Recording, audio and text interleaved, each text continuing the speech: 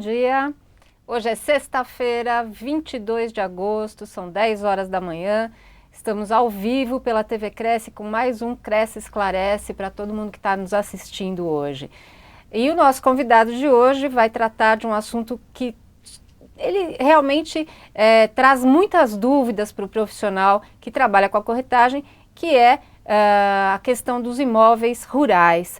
Hoje nós trouxemos aqui o senhor Demóstenes Lopes Cordeiro, que é advogado, é jornalista, é corretor de imóveis e tem uma vasta experiência no assunto, além de fazer parte da comissão de loteamentos da nossa Delegacia Subregional de Guarulhos. Bom dia, Demóstenes, tudo bem? Bom dia, Sônia. Bom dia, amigos da TV Cresce. Um prazer estar aqui com vocês. Prazer é nosso, né?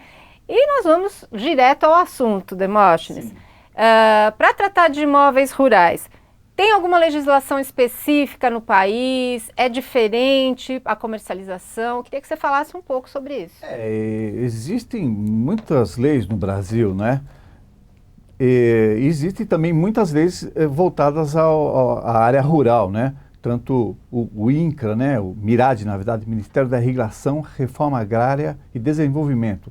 O INCRA agora é um departamento do MIRAD, mas o pessoal ainda entende que o INCRA tem essa legislação rural, tem o parcelamento do solo rural também, é uma legislação específica, e tudo é diferente do imóvel urbano, realmente é complicado. Existe agora o caso da reserva legal também, no caso de São Paulo 20%, para se proteger as matas. Existe também o georreferenciamento, então é uma legislação bastante complexa e ampla com relação ao imóvel rural. E como é que o corretor que vai trabalhar nessa área, o que ele tem que fazer? Onde ele se baseia para dar essa orientação para o cliente dele? Na legislação. Existe essa legislação e deve ser acompanhada. O imóvel, durante algum período, se proibiu, inclusive, fazer escrituras que não houvesse o georreferenciamento da área. Mas agora é possível se fazer escritura, mas não é possível registro. Se a área não estiver georreferenciada, se não estiver também averbado no registro de imóveis, aquele, no caso de 20% da reserva legal para se proteger as matas, como eu havia falado. Ela tem que estar inteirada desses documentos, ter algum conhecimento jurídico para poder ler aquela certidão do registro de imóveis. Se for um imóvel antigo, antes de dezembro de 73, seria a transcrição. Depois, com o avanço da legislação, a gente encontrou, então, a matrícula, que é uma espécie de RG do imóvel, e a partir daquela identificação, daquela descrição do imóvel, todas as vendas, todas as averbações são anotadas naquela sucessão de fichas, que é aquela matrícula, um número específico para cada imóvel. Quer dizer, é muito semelhante já ao que é o imóvel urbano, né? Sim, nesse aspecto. Da maneira de se registrar, sim, mas o desenvolvimento do imóvel, eu até falo rapidamente, a gente entendia antigamente o imóvel, o sítio Olho Grande, o sítio Manezinho, e todo mundo, lá você comprou, e todo mundo identificava o imóvel simplesmente com uma descrição, uma identificação assim.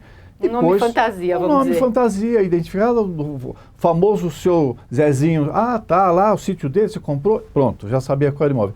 Depois ficou necessário fazer uma descrição desse imóvel, então vem aquelas descrições, até motivo de piada, desce por um valo seco até uma pedra grande, encontra um cupinzeiro e deflete à direita e entra na estrada real e chegou. Não se sabe onde é esse imóvel, né? E a pessoa tem aquele imóvel, né? E na verdade é uma descrição flutuante, ela cabe em qualquer lugar ali da região. Sim. Então, depois disso, foi necessário ter medidas e confrontações, os marcos, as distâncias, de que avenida, que estrada é essa que você está falando, antiga Rua B, atual Rua tal, confronta com quem? Com o lote número tal. Então é identificado, assim se descreve. Aí se ampliou isso e nas áreas rurais, onde as distâncias são muito grandes, é necessário então a utilização daquele GPS, aquele instrumento que mede com auxílio de satélites. E, então, com aqueles cliques no GPS, você consegue posicionar um geoposicionamento global. Você identifica exatamente onde está o imóvel com uma diferença assim, de 20, 30 centímetros de erro. Então, é uma coisa bastante clara. E isso é necessário hoje para se adquirir um imóvel rural. Ele deve estar georreferenciado e ali feita, a reserva é legal, aquela mata que deve ser preservada para que não haja uma secura na região. É isso. E como é que o corretor que não tem muito conhecimento do assunto, vamos supor que ele vá negociar um sítio, uma chácara, uma fazenda, qual que é a diferença? Por que a gente tem essas nomenclaturas diferentes? Em termos de área? Eu acho que é mais uma coisa vinda de Portugal, de detalhe, de identificar o nome das coisas. Na verdade, a gente entende que um sítio seria uma chácara formada de pomares, mas continua sendo uma chácara. É uma pequena propriedade, não existe um tamanho de chácara, um tamanho de sítio, um tamanho para uma fazenda. Na verdade, são glebas, são áreas apenas, e essa identificação é carinhosa, né? Minha chacrinha, meu sítio, né? Mas legalmente o termo é um lote, uma gleba. Um lote, é uma área apenas. Não existe essa identificação do que seria a chácara, o que seria... E qual que é o cuidado que você daria para o comprador antes de fechar o negócio? O que ele precisa saber? Ele está querendo comprar uma terra para, enfim, para lazer ou para criar ter alguma criação. Sim. Qual que é o cuidado? Em primeiro lugar, eu acho que é saber se o imóvel está registrado no nome dessa pessoa que está vendendo. Está registrado, está georreferenciado, tem essa descrição técnica que vai constar lá da matrícula do registro de imóveis. Tem. A reserva legal também está acompanhada da planta, o desenho, a descrição, está. Aí nós devemos conhecer, então, essa pessoa, quem é. Vamos ver o cartório do distribuidor de protestos, se essa pessoa tem protestos, ver no fórum se essa pessoa tem ações cíveis capazes de levar à insolvência. Talvez esse sítio esteja penhorado em algum imóvel por conta de alguma dívida. Você compra o imóvel e depois chega lá, esse imóvel é meu, eu arrematei num leilão. Então a pessoa deve tirar essas certidões do distribuidor civil, do distribuidor da Justiça Federal, que também é possível que exista dívidas desse vendedor capazes de levar esse imóvel como pagamento dessas dívidas, né? Acidentes que ele provocou, então tem que saber exatamente se esse imóvel está livre e desimpedido de qualquer ônus, qualquer peso, qualquer financiamento bancário, tudo isso, identificar o imóvel, não só o imóvel, como a pessoa também, se ela tem esses débitos, ver se ela tem dívidas, né? E se tiver dívidas, abate o preço, não tem problema. E se a pessoa tiver uma ação judicial, se for uma ação pequena, um pequeno valor, eu acho que não vai embaraçar o negócio, mas aí é que entra a figura do advogado. O advogado, ele analisa riscos. Vamos comprar um imóvel do Silvio Santos. Claro que ele é um empresário de sucesso, tem várias ações, mas isso não significa que está insolvente. Então, o advogado deve analisar o risco se, apesar de ter talvez algum processo em andamento, aquele imóvel não vai, ele tem outras propriedades e aquele imóvel então não vai ser prejudicado. Mas a justiça não ampara o comprador incauto, ampara o comprador de boa-fé. Ele deve guardar essas certidões, ele deve extrair as certidões, exigir talvez do vendedor essas certidões e mantê-las guardadas durante um período, demonstrando a boa-fé. Ah, mas o homem tinha uma ação judicial lá no Pará que penhorou esse imóvel. Eu não sabia que ele tinha negócios no Pará. Ele tirei as certidões na cidade onde se encontra o imóvel, na cidade onde ele trabalha, onde ele tem onde ele reside, as ações provavelmente estariam ali, distribuídas para aquela região. Se ele tem um outro imóvel lá, culpa foi desse credor incauto que deveria ter gravado no registro de imóveis que existia essa ação em trâmite. Então, no caso, o comprador de boa-fé adquiriu o imóvel e aquele credor incauto que deixou de tomar as providências para bloquear aquela matrícula vai perder. Então, o importante não é só a boa-fé, mas demonstrar a boa-fé, tirando essas certidões e essas cautelas necessárias a um bom negócio. Perfeito. Nós temos aqui uma primeira pergunta de um internauta, é o nosso colega Valmir, de Indaiatuba. Muito bom dia, Valmir. Ele diz que trabalha na cidade de Indaiatuba e na região. E ele foi chamado por um proprietário de uma fazenda para colocá-la à venda. Após terminado o trabalho de descrição, perguntei a ele sobre a situação da documentação da sua fazenda. Detalhe extremamente importante quando se trata de uma venda. Ele me respondeu o seguinte: 3 matrículas e 2 transcrições. A pergunta é, qual é o significado exato de transcrição nesse caso? Transcrição é no sistema antigo, onde a descrição do imóvel era transcrito e o cartório não tinha arquivos, não guardava esses arquivos. Então, a pessoa ia lá no cartório, fazia uma venda, descrevia o imóvel, trazia esse título para o registro de imóveis e, numa sequência numérica, 1, 2, 3, 5, 50, 1 milhão, 1 milhão e 50, 1 milhão e 51, à medida que vinha chegando os títulos, ele pegava aquele novo número disponível e anotava lá. Transcrição 451, a próxima vai ser a 452. Ele escrevia, trouxe o título João da Silva, RG tal, não tinha nem RG naquele tempo, talvez uma identificação simples. Ele escrevia casado, não falava nem quem era a mulher, identificava as pessoas de maneira simples, descrevia o imóvel, um sítio de tantos alqueires, assim, descrevia. Esse era o sistema de transcrição. No caso desse imóvel, me parece que ele adquiriu várias glebas e deixou no sistema antigo, ainda antes de 73, transcrições, 3 transcrições, né, e 2 matrículas. As matrículas são imóveis que foram registrados após 73, já no sistema moderno de matrícula, onde cada imóvel ele vai ter um número próprio, a não ser que ele seja desdobrado, isto é, dividido em 2, aí encerra essa, abre mais outros 2 RGs, vamos dizer assim, né? As matrículas. E essa matrícula, então, vai contando o imóvel. Construiu uma casa de 500 metros, demoliu a casa, a rua mudou de nome, a prefeitura renumerou o prédio, e então vai tudo o que for de importante do imóvel. Ele fez um financiamento bancário, foi gravado lá uma hipoteca. Deu baixa na hipoteca, houve a quitação. Toda essa história. No caso, é interessante que essa pessoa, então, transforme essas transcrições em matrículas, muito provavelmente acaba ocorrendo uma retificação diária, melhor descrevendo esses imóveis, e depois que elas se transformarem todas em matrículas, se faz uma unificação.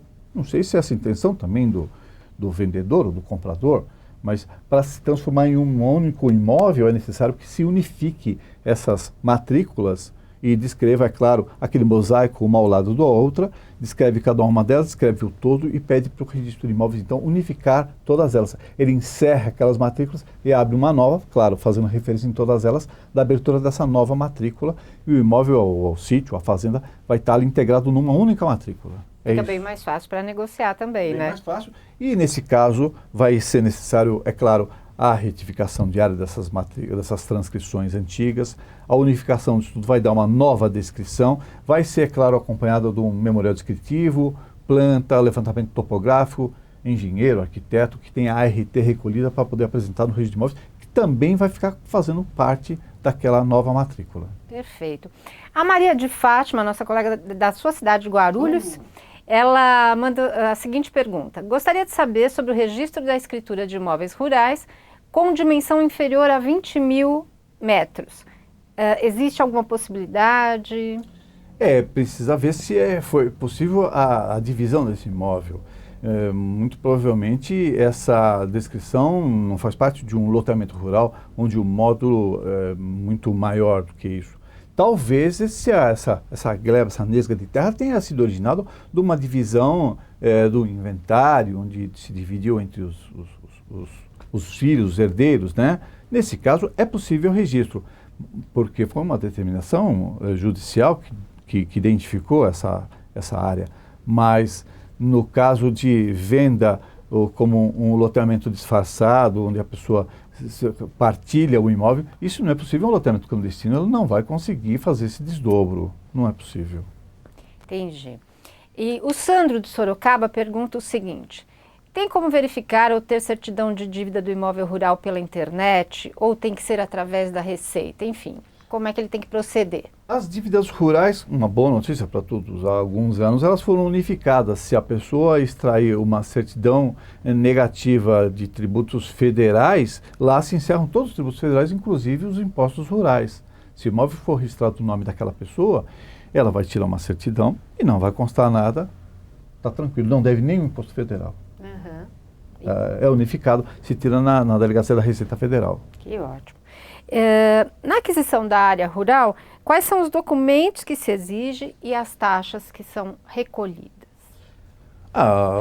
Intervivos, né, a transmissão intervivos varia de 2% a 7%. No estado de São Paulo, quase todos os estados são 2% a venda, né, o imposto de transmissão intervivos.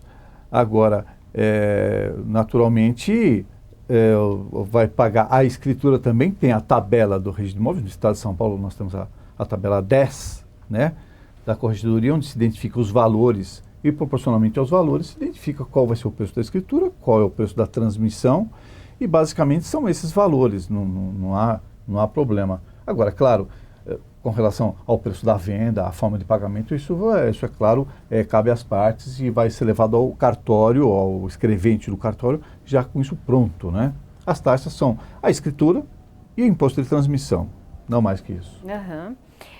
Um outro colega de Jundiaí, agora, o Ariovaldo Turra, pergunta o seguinte: como o técnico das transações, o corretor, né, se protege acerca das restrições ambientais e urbanísticas de uso de imóveis rurais, considerando a responsabilidade prevista no novo Código Civil? Muito importante sua pergunta. É importante que o profissional se acautele para que não venha a sofrer depois uma ação judicial, uma penalização. Ele deve fazer esse atendimento ao seu cliente, providenciando inclusive essas certidões. Ele pode providenciar essas certidões junto à CETESB para se identificar esse imóvel. É muito comum também hoje em dia as pessoas pedirem uma certidão que a pessoa providencia através de uma empresa para dizer que a área não há contaminação do solo. É feito umas brocas, se identificar aqueles resíduos para saber se há ou não algum tipo de contaminação. É importante, então, que no caso da assessoria, ele ofereça esses trabalhos também. De uma forma geral, essas exigências são feitas pelo comprador, né? O comprador que toma as cautelas. O vendedor fala, está aqui o sítio, coisa mais linda, coisa mais, pode comprar à vontade. Agora, é claro que o comprador que deve tomar essas cautelas. E o corretor, no caso, ele deve deixar claro também, no seu contrato de assessoria, o que ele está prestando de serviço. Se for apenas a venda. Cabe ao comprador tomar essas cautelas. E, no caso, ele pode até oferecer, olha, não seria melhor o senhor tomar essas cautelas, mas isso é um problema do comprador. O corretor de imóveis não é pai do corretor, ele não deve tomar essas preocupações também. Ele deve, claro, não enganar o comprador, mas responder às perguntas que lhe forem perguntadas. Ele não vai colocar empecilhos no imóvel e falar, olha, vai tirar, olha, vê lá que o cara te cortou uma árvore. Problema do comprador. O comprador deve tomar essas cautelas, inclusive, de ter talvez uma foto aérea, saber se houve desmatamento, porque no caso de uma compra mal sucedida, ela vai herdar e se associar à obrigação de reflorestar esta área e até ser condenada também no crime ambiental do corte de algumas árvores, de uma árvore que ele nem sabia, nem tinha conhecimento, mas pelo fato de ter adquirido o imóvel, imediatamente ele fica também réu do crime ambiental. Mas o corretor, ele não pode ser corresponsável? Ele não poderia ser responsabilizado também por esse crime ambiental? Não, eu acho que não, de maneira nenhuma. Ele apenas faz a transação e é aquela coisa dos riscos também. Falando, olha, ele cortou umas árvores aí, você quer comprar assim mesmo? Não, a gente vai lá, a gente faz uma compensação ambiental, foi o meu advogado, ele vai lá a gente acerta. Tá bom, vai acertar. Eu acho que vai acertar mesmo, porque não vai. Ele vai fazer uma compensação ambiental, reparando aquele crime ambiental, aquele prejuízo para o meio ambiente, e vamos regularizar o imóvel. Eu acho que mesmo o promotor público também não tem interesse. Vamos pôr todo mundo na cadeia. Não, a intenção é regularizar as propriedades, dar um bom meio ambiente, preservando o meio ambiente, recuperando o meio ambiente. Essa que é a intenção. Já cortou a árvore, já cortou, agora nós temos que recuperar. Vamos trabalhar, vamos fazer com que o meio ambiente sofra o menos possível e a propriedade se desembarace. Existem várias questões que são bem diferentes mesmo dos imóveis urbanos, né? Vários detalhes que precisam ser levados em conta, né? Ficar atento. O Elcio Oliveira, ele pergunta o seguinte: gostaria de saber se em Ilhabela os imóveis podem ser comercializados com registro na matrícula do imóvel pelo novo proprietário. Pode, Ilhabela pode. Existem alguns problemas no litoral com relação àquele imposto rural da área de marinha. O laudêmio? O laudêmio Laudêmio é um problema muito sério no Brasil inteiro, porque se entende que os impostos prescrevem em 5 anos, isso é consolidado. Mas o laudêmio da Marinha não é compreendido como um imposto, é compreendido como uma taxa. Isso complicou muito a vida das pessoas, porque agora ela não prescreve em 5 anos e o governo vem cobrando esses impostos com juros, correção monetária atualizados e não prescreveu. Pega 15, 20 anos, estão querendo cobrar. Então, na hora de comercializar um imóvel desse, é necessário que a pessoa fique atenta à situação do laudêmio, como é que ficou. Tem que ir lá na Justiça Federal, tirar uma certidão desse imóvel e verificar se existe ou não a ação distribuída, se realmente é área de marinha, a distância do córregos e rios, precisa verificar isso. É um problema grave o laudêmio nessas regiões.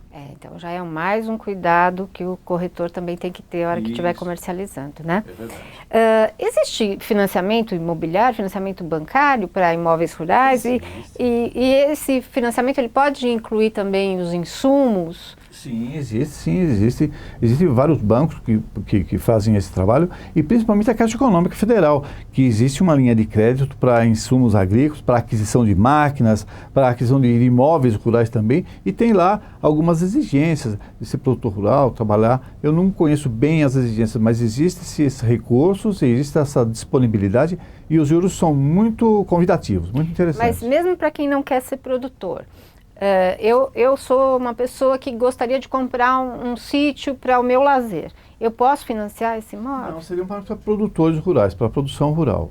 Para produção rural produção. existe esse financiamento. Agora, no caso de aquisição de uma área rural, você tem financiamentos bancários, mas seriam financiamentos pessoais, não exatamente nessa linha de crédito rural, que, é claro, ela é voltada ao produtor rural, visando o desenvolvimento da agricultura, do bem-estar, não só da alimentação de todos, mas do próprio fixando aquele rurículo, aquele homem na terra, né? Tem um cunho social aí, né? Tem um cunho social e de povoar a região também, porque esse grande êxito rural vem fazendo esse inchaço nas cidades e prejudicando todo, né? É necessário que as pessoas se fixem no campo, que povoem essas regiões.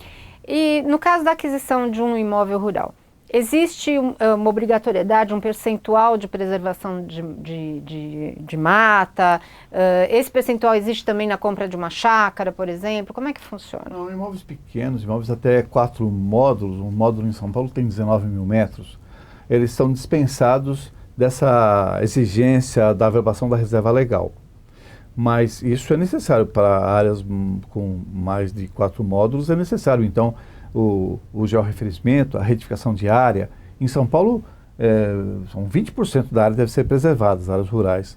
No Cerrado são 35% e na Amazônia 80%, né, áreas de florestas. Então, as pessoas, o produtor rural, que não tiver o seu imóvel georreferenciado e com a reserva legal averbada no registro de imóveis, ele não consegue financiamentos bancários, ele não consegue crédito rural, ele fica fora desse sistema agrícola. E tem muito problema de georreferenciamento no país? Tem muito problema porque a legislação foi feita há uns 15 anos atrás e vem patinando e não se desenvolveu. Áreas de até 5 mil metros seriam, o georreferenciamento seria gratuito, mas o governo também não apresentou alternativa como seria feito esse georreferenciamento. Então, aquele mosaico que se idealizou de que se identificar cada uma das áreas rurais e colocar uma ao lado da outra para se identificar o Brasil, para conhecer quem são esses proprietários, isso não foi feito, isso não há notícias de que seja feito, né?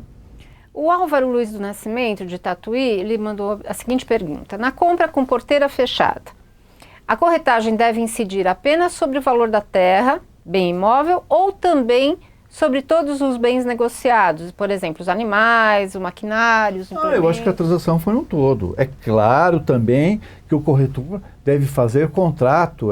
O PS sempre sugere que o corretor faça contratos para cada vez que ele for transacionar um imóvel. Tem até essa permissão, exclusividade, para evitar essas discussões. Já no contrato já deveria estar estabelecida 2% a 7%, até talvez numa fazenda, sobre o todo, comercializado. Pronto, ele está livre de qualquer discussão. Eu acredito que a transação cheia, a venda foi feita no valor cheio e não vamos descontar a máquina, não vamos descontar a galinha, nada disso. Vendeu por quanto? X, corretagem incide sobre isso. É isso aí.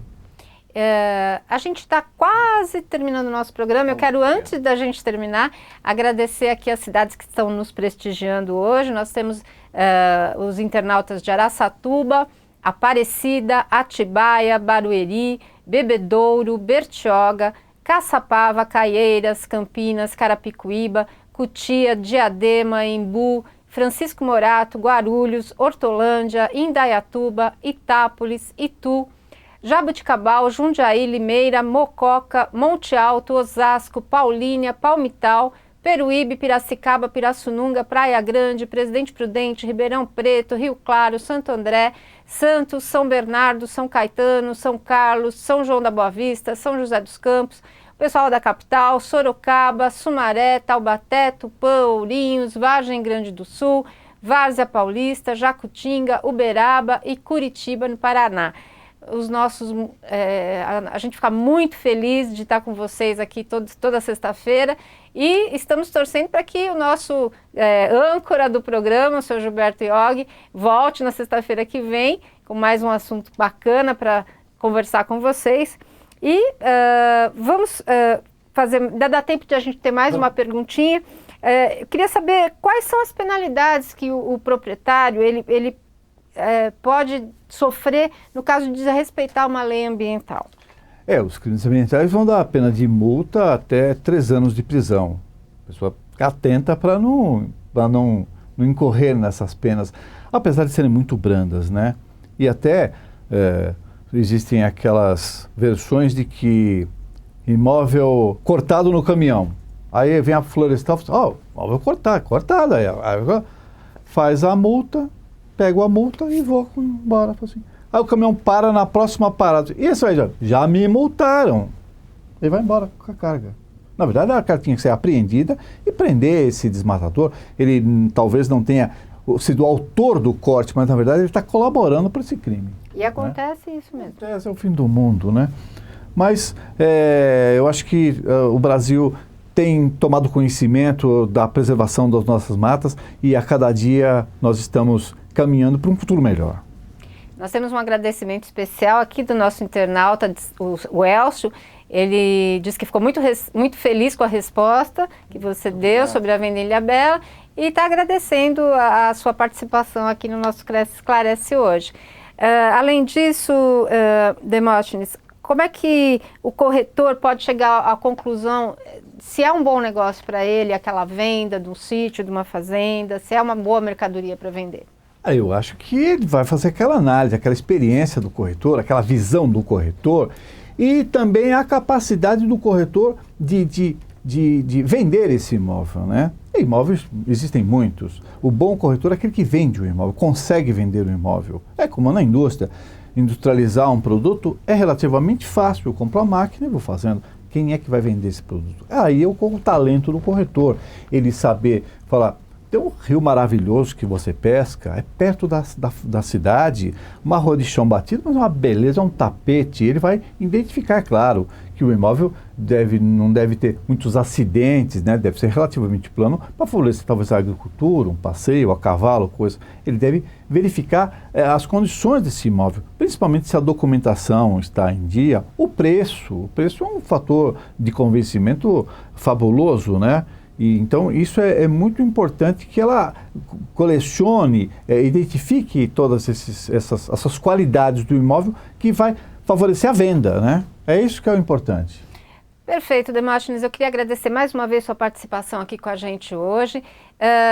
Queria que você desse as suas considerações finais para a gente encerrar o nosso Cresce Esclarece de hoje. Muito obrigado pela oportunidade de estar aqui falando. A gente elenca aqui as cidades todas, vê que é um sucesso muito grande e que a TV Cresce faz, ilustrando as informações aqui a todos os corretores. Está de parabéns pela apresentação. Gilberto, na próxima semana também está fazendo um grande trabalho. É um sucesso. Parabéns a todos os corretores, parabéns à TV Cresce, um sucesso a todos. Muito obrigada. Eu queria lembrar que essa semana que vem nós temos o Dia Nacional do Corretor de Imóvel, que é dia 27. Já queria mandar os parabéns antecipados a todos os colegas que estão nos assistindo e torcer para que semana que vem o senhor Gilberto volte para vocês prestigiarem mais uma vez esse programa que está fazendo história na TV Cresce. Muito obrigada pela audiência, até sexta-feira.